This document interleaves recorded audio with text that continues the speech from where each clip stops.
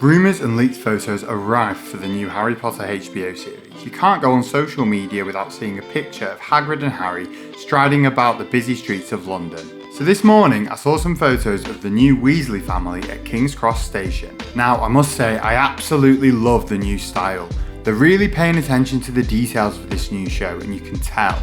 Look at the garms that they're wearing, proper 90s looks these are. The leather belts with the big buckles, the multi-panel tiered skirts and the big hairstyles, all very good for an accurate period piece. Now look at Ron's top here. Chudley Cannons, if you didn't know, is Ron's favourite Quidditch team, hence the CC. This is a Chudley Cannons top.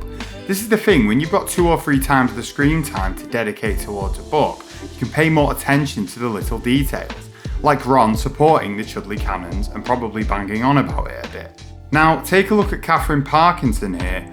Look, I said it when she was cast, I've not been over the moon about her being cast as Mrs. Weasley. I'm still struggling with it, I just think her acting style is often a bit too awkward for Mrs. Weasley, who I find a bit more warm and motherly. But looking at this, I must say I like this look. She looks younger than Julie Walters did in film 1. She is a bit younger to be fair, maybe 4 years younger than Julie Walters was at the time of filming the Philosopher's Stone film, but the difference to me feels more pronounced than that. Not only does she look younger, but she looks cooler as well, I think. Probably a bit less motherly than Julie Walters is Mrs. Weasley actually, which I was obviously saying before is something that I've been concerned about with Catherine Parkinson, but who knows, it might sort of create a more realistic vibe. Because if you think about it, they're a poor family, they've got 7 children, the vibe probably should generally be a bit more chaotic than what we got in the films. Now speaking of cool, look at Fred and George though. They look perfect in my opinion. Everyone loves Fred and George in the films, but how much cooler do Tristan and Gabriel Harland look as Fred and George than the original Philosopher's Stone twins? They've got cool outfits on, and by the looks of it, maybe some jewellery as well, and so they should. They are the cool older brothers after all. Now look at the leather jackets that they're wearing though. It's actually not so synonymous with the 90s, it's more like something from a previous decade. Which again is probably done on purpose. As they're Fred and George, they do what they feel like doing and they don't really conform to social norms. See the attention to detail that they're putting into the outfits. Way more than it feels was put into the first Harry Potter film, and it makes a big difference. Speaking of the attention to detail, look at the extras as well, all in their 90s outfits, and specifically you can see the oval shaped wireframe glasses as well.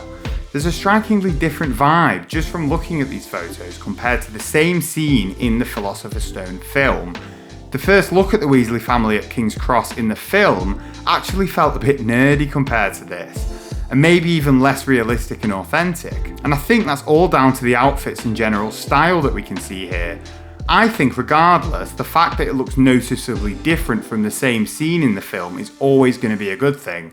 They need to make it feel like a new show, not just a repetition of the original films. However, when comparing these photos to the book, Mrs. Weasley in my opinion does not look fat enough, right?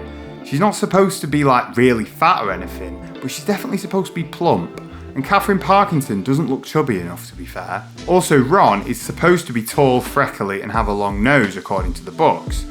And I think this is like 1 out of 3 on that count. He does look freckly I think, but there's definitely no long nose to speak of, and he barely looks taller than Ginny. But if we go back to this image of Catherine Parkinson, look at the mobile phone she's holding. Now that's definitely not the actress's personal phone, it looks more like an old mobile phone from decades ago. Now, in this article, the Daily Mail have captioned this photo saying that she's holding a 1980s mobile phone. Now, this makes no sense. Clearly HBO are putting massive effort into making this an accurate period piece with all the 90s outfits and looks. But, there's no way they've given Mrs. Weasley a mobile phone. That would not make any sense.